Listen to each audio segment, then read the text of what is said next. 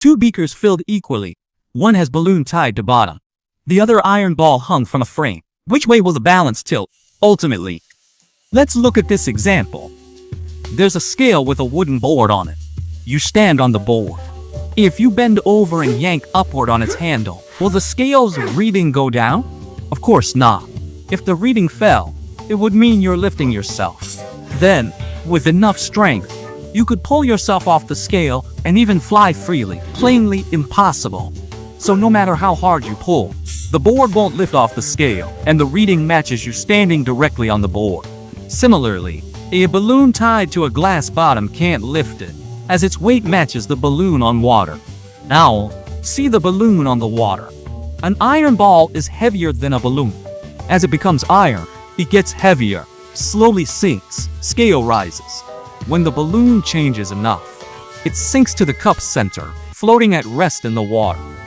Now we bring out the frame, tie the balloon to it, just snug, neither loose nor tight. As the balloon changes, the string tightens, bearing extra weight.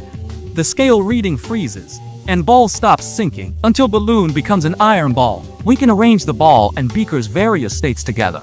The scale reading with the balloon on the bottom of the beaker equals that when it floats, and is lower than when part becomes an iron ball, but the balloon still floats. Lower than when the half iron half balloon floats in water. Reading equals that when fully iron and hung by string. So, beaker's weight with the balloon tied to the bottom is less than when the iron ball hangs from the stand.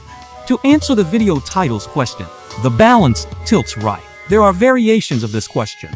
For example, a jar is placed on a scale.